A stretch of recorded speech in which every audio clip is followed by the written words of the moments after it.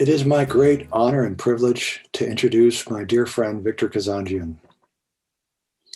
Back in the mid-90s, I and a number of other individuals from around the planet were invited to Stanford University to engage in an experiment over a 4-year period.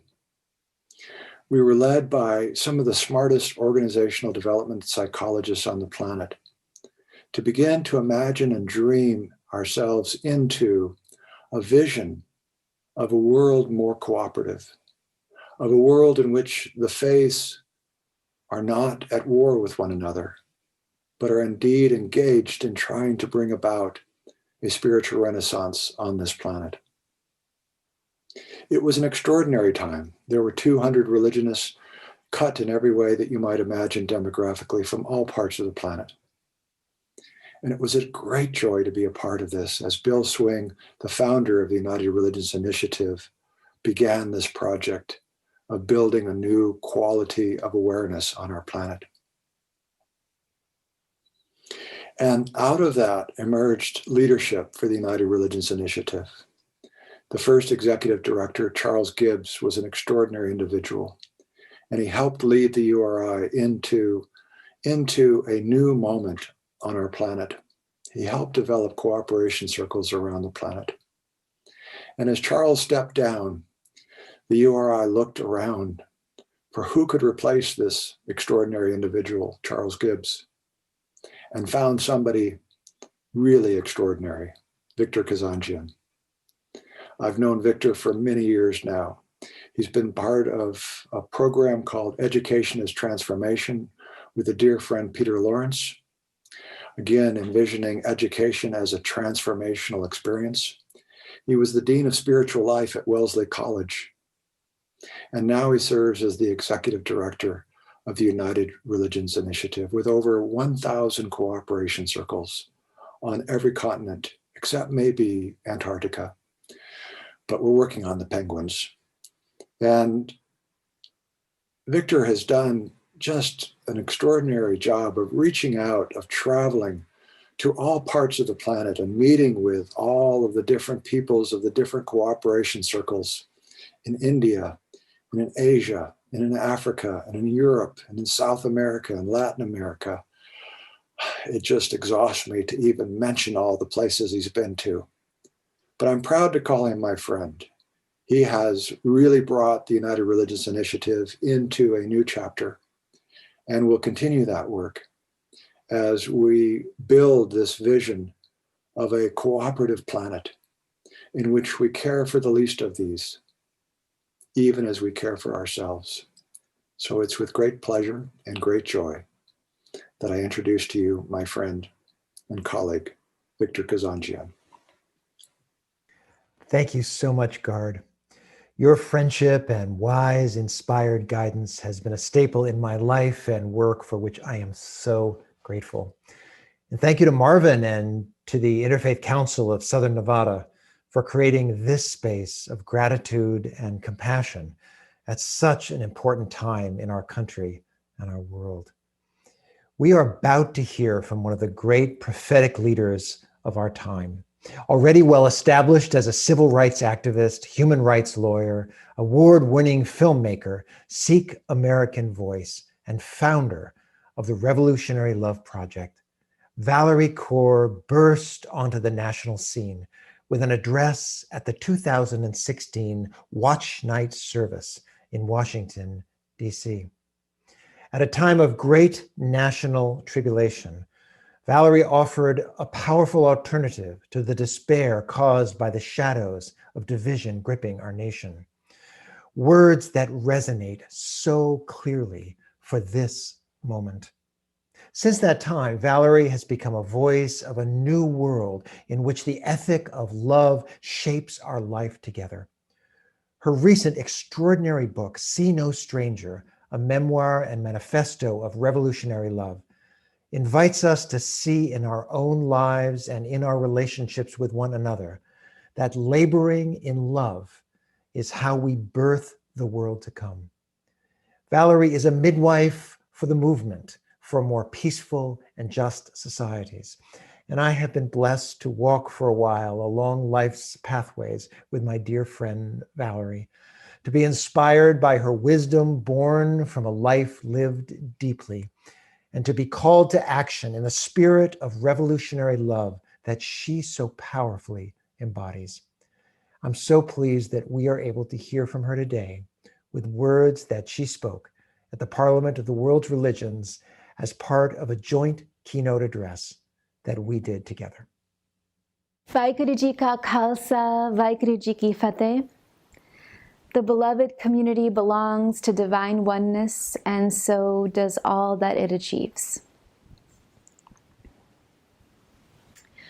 Sisters, brothers, and siblings of the world, how are you breathing today? Because right now, as an American, as a Sikh, as a woman of color, and as a pregnant woman, I am having a hard time breathing. I'm having a hard time breathing each morning when I wake to a country where a white nationalist movement has captured large segments of our population and the presidency of the United States.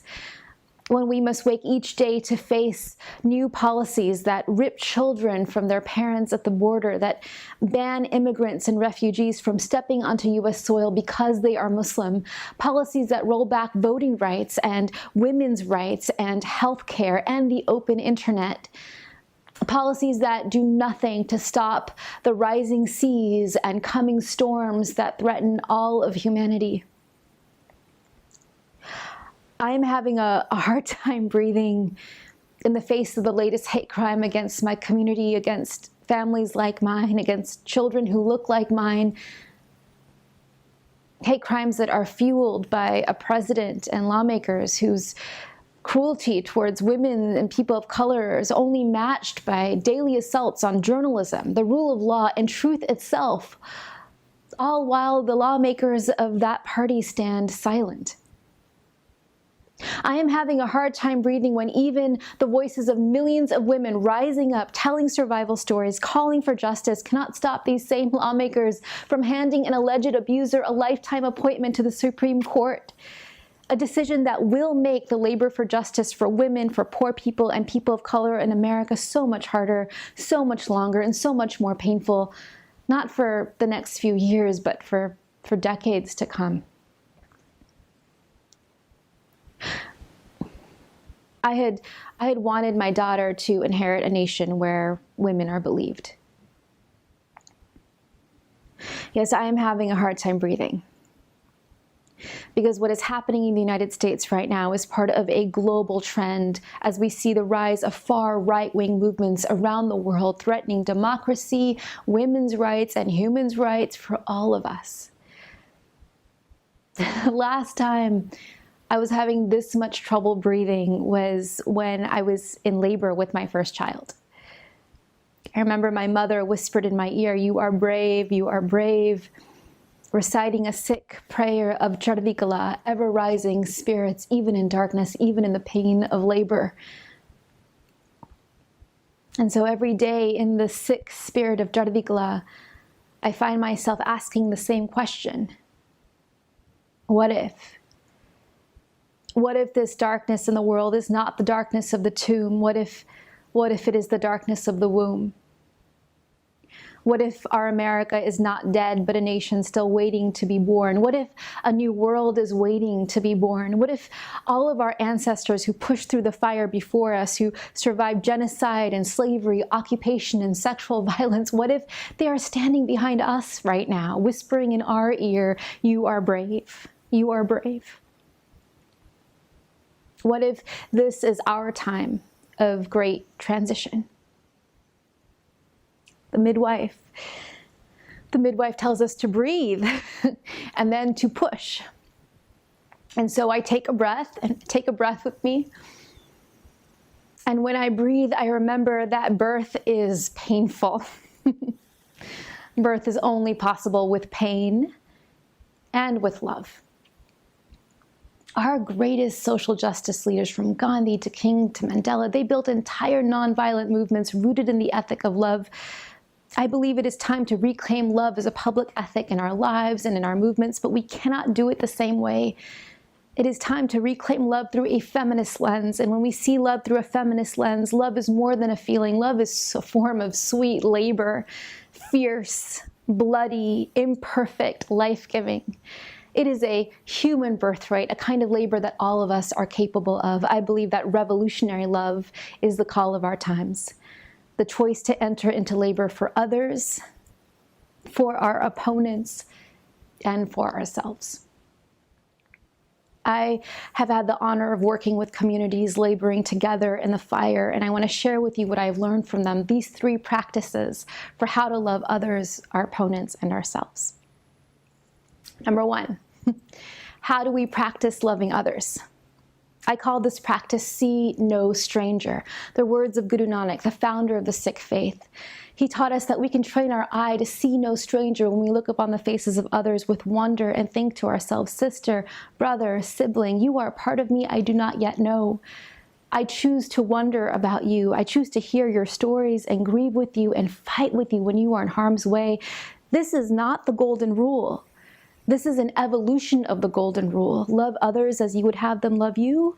This is love others as they would have you love them. It requires an orientation of humility and wonder. And so I ask you, whose stories have you not yet heard? Who have you not yet grieved with? What new coalitions are waiting to be built? In what brave new ways does love call you to labor for one another? Because when we listen closely to each other, we realize that love requires more than prayer.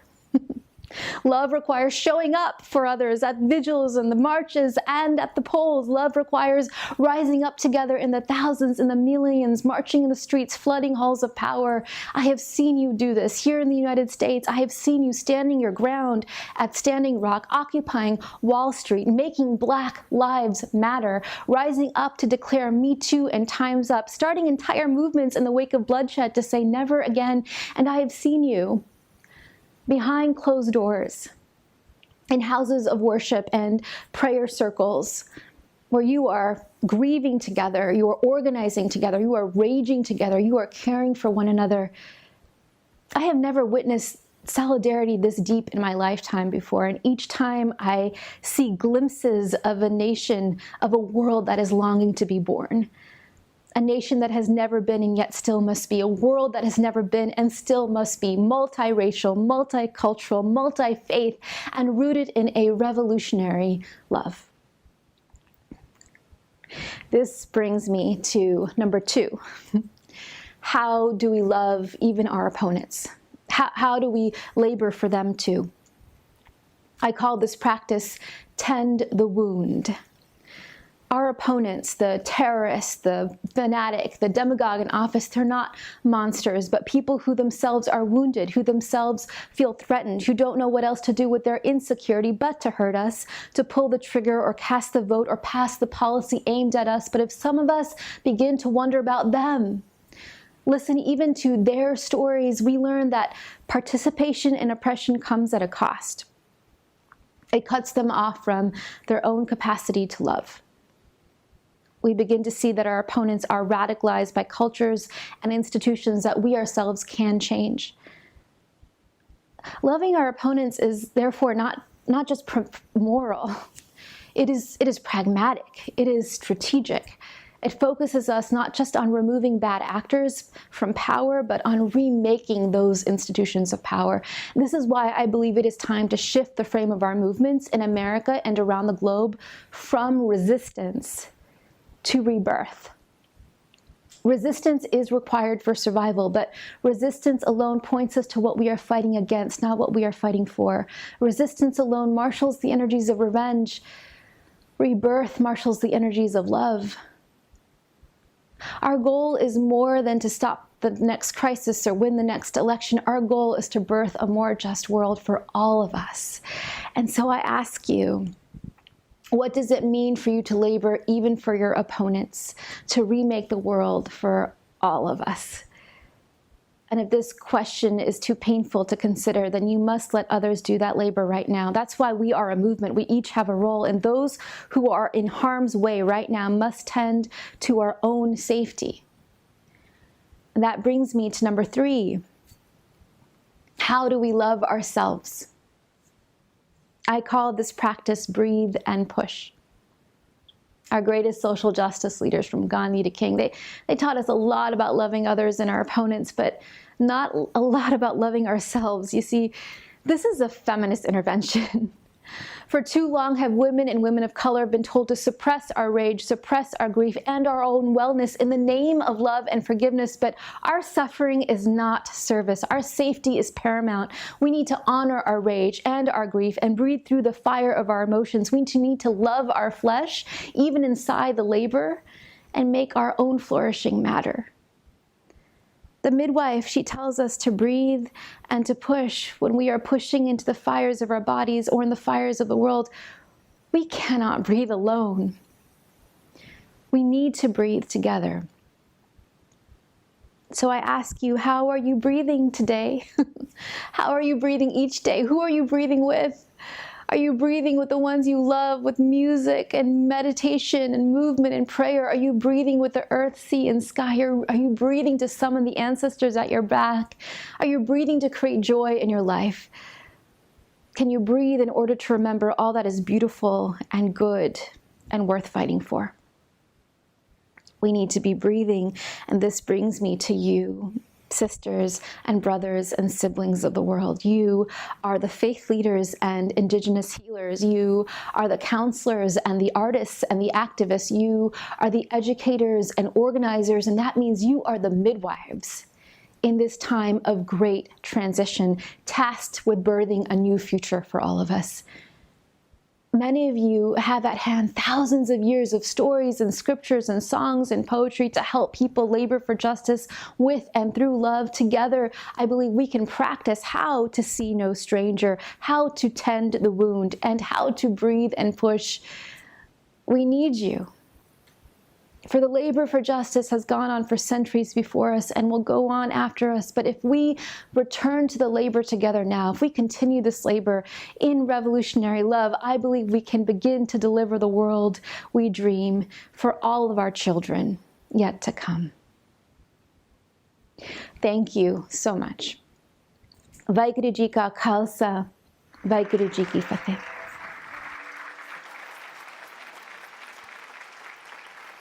What if this shadow, this darkness in the world, is not the darkness of the tomb, but the darkness of the womb? What if a new world is waiting to be born? Those words that Valarie spoke at the Parliament of the World's Religions in 2018 that we just heard are so profoundly relevant today. There is a shadow that continues to fall over our country and our world. It is a shadow made up of the grief related to sickness, death, and disruption being caused by the coronavirus pandemic.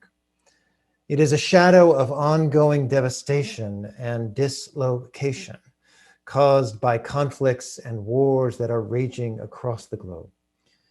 A shadow of growing economic, gender, and social injustice that diminishes and destroys the lives of so many. A shadow of threats to democracy itself, and a shadow of the cries of our Mother Earth as our environment becomes more and more toxic. All of this shadow has left so many in our country and in our world traumatized with a kind of personal and societal psychosis that is evoking alienation and isolation, leading some to despair and depression and others to fear and rage.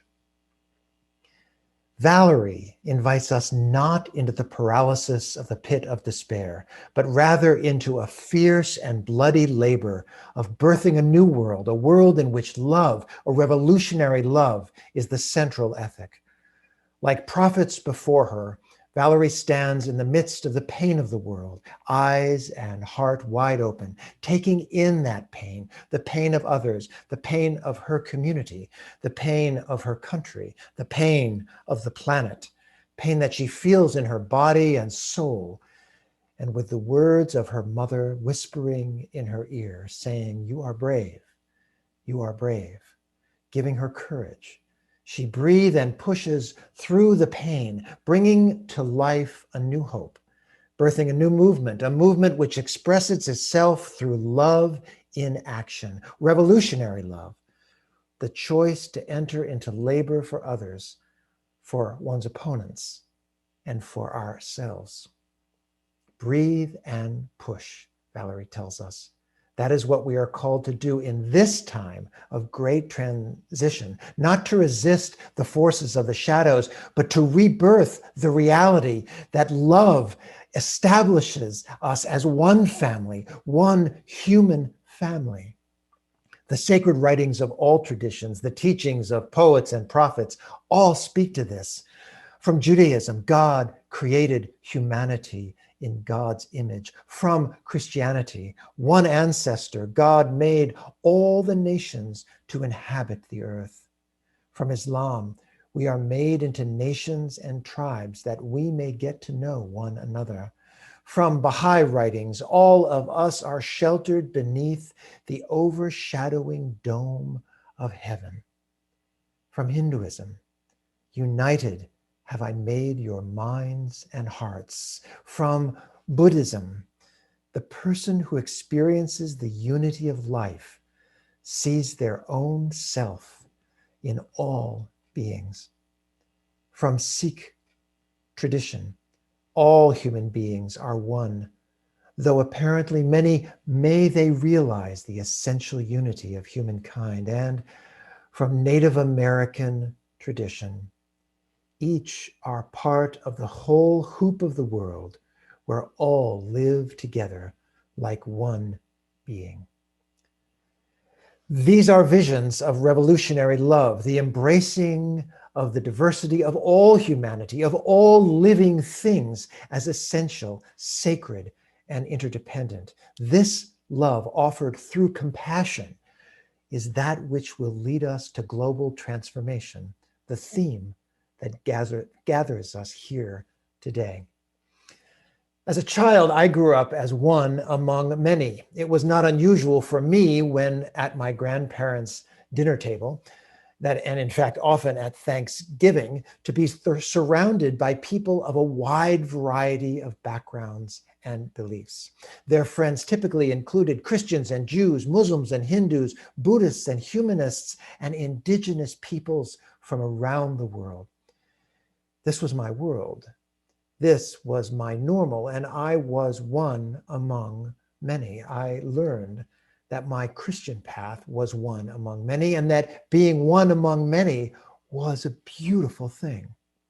One of the many diverse beings that God or Great Spirit or the life force created, different nations and tribes, we were created, united in mind and heart. We were created, bound together in our common humanity to each other, to all living beings, and to our Mother Earth. But as I grew up, I began to realize that many other people did not share my one among many experience, at least not in a positive way. They did not see themselves as part of the nations and tribes, all created in the image of the divine. They did not feel that connection or commitment to the well-being of all humanity. Instead, I heard people talk about those different from themselves as other, foreign, unbelievers, as a threat, as the enemy. And I heard people making claims of exclusive ownership of the truth, claims that diminished and delegitimized the experience and beliefs of others. This made me sad as a child. It makes me sad now. There is no place for exclusivism in religion or in politics or in our world. It has been arguably the single greatest source of human suffering throughout history. Religious exclusivism, the belief that my truth is the only truth, violates the core spiritual tenets of all beliefs. The claim of exclusive knowledge of the truth is, in a religious sense, idolatry. In a political sense, extremism, and in a psychological sense, narcissism. In all these cases, exclusivism leads to the dehumanization and the exclusion of the other, not to love and inclusion.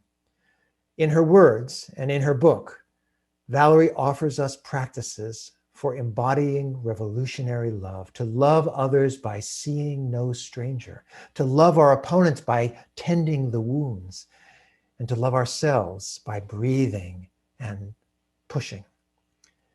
This practice of love through compassion requires the practice of deep humility, understanding our own perspectives as formed by our unique experience of the world. And while being unique and valuable, our perspectives are also limited by our humanness. As human beings, we can only know in part.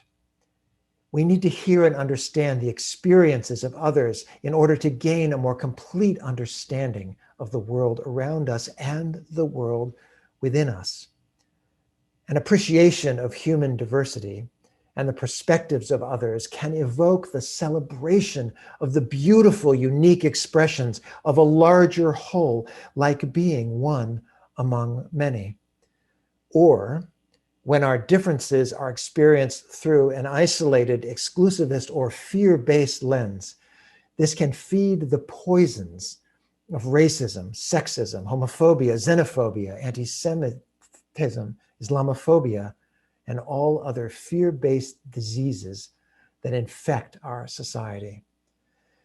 We see this all around us in the world today. Purveyors of fear spreading the nonsense of a clash of civilizations or the heresy of the superiority of one race, gender, or religion over another.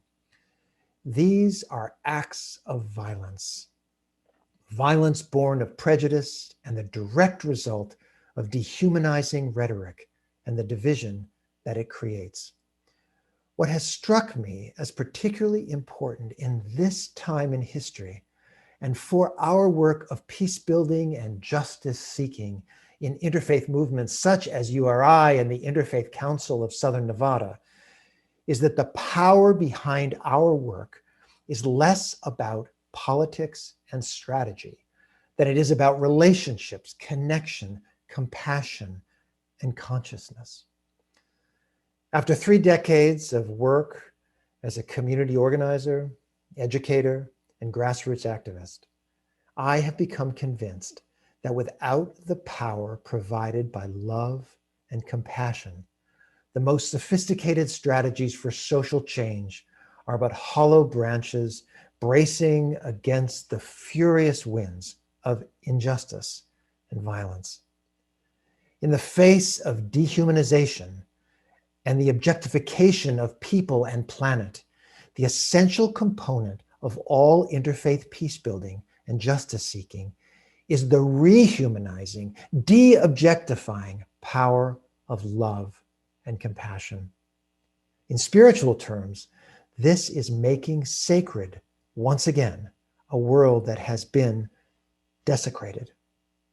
Dr. Howard Thurman, mystic and teacher in the African American Christian tradition and my spiritual mentor, speaks to this process in this poem about wholeness. He writes, "There is a sense of wholeness at the core of humanity that must abound in all we do, that marks with reverence our every step, that has its sway when all else fails, that wearies out all evil things, that warms the depths of frozen fears, making friend of foe, and lasts beyond the living and the dead, beyond the goals of peace, the ends of war. This we seek through all our years, to be complete and of one piece within and without. Weary out all evil things, warm the depths of frozen fears, make friend of foe, be complete and of one piece within and without. That is what we are challenged to do today, to go beyond familiar conversations about the divisions of red and blue and changing the political landscape through merely instrumental means, and gently open to the places of loss, pain, grief, and brokenness, with actions that are based on the values of love and compassion, actions rooted in the spiritual principles that ground our common life on this planet. Albert Einstein spoke of such a process, writing to a friend who had experienced great loss, the death of a child. Einstein wrote, "A human being is a spatially and temporally limited piece of the whole, what we call the universe. That person themselves experiences themselves, their thoughts and feelings, as something separated from the rest, an optical delusion of their consciousness. This delusion is a kind of prison, restricting us to our own desires and to the affection for a few persons nearest to us. Our task must be to free ourselves from this prison by widening our circle of compassion, to embrace all living creatures and the whole of nature and its beauty. The quest for liberation from this bondage is the only true object of religion." This then is our task. It starts by cultivating meaningful and connected human relationships in which people of different backgrounds, whether this be cultural, religious, political, gender, or any identity-based, forge strong bonds of connection and become living witnesses of the power of love and compassion to heal great loss and create cultures and communities of peace, justice, and healing.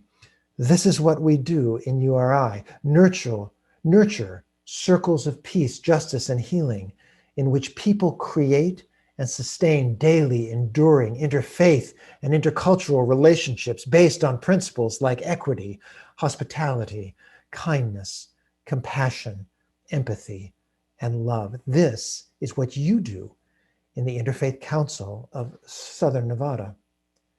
In the face of the trauma of the last days, months, and years, in the face of the trauma of decades and indeed centuries of injustice that has disproportionately dehumanized women, people of color, ethnic and religious minorities, indigenous peoples, members of the LGBTQIX community, in the face of the trauma that we continue to inflict upon the earth, in the face of the trauma of the losses that we each carry in our bodies and souls, let us follow Thurman's call to wholeness and Einstein's call for liberation from bondage by widening our circles of compassion for all humanity, for all living beings, and for the earth, our mother. And let us seek completeness within and without. If we in the interfaith movement do this, then this movement of which we are a part will be fully energized to transform a struggling world into a truer reflection of the wholeness that lies at the center of all creation. My sisters and brothers, may the power of love infuse purpose into our actions, that we may be part of extending the reality of the peace that we know in our hearts to this precious planet and its beloved inhabitants. May peace prevail in your community. May peace prevail on earth.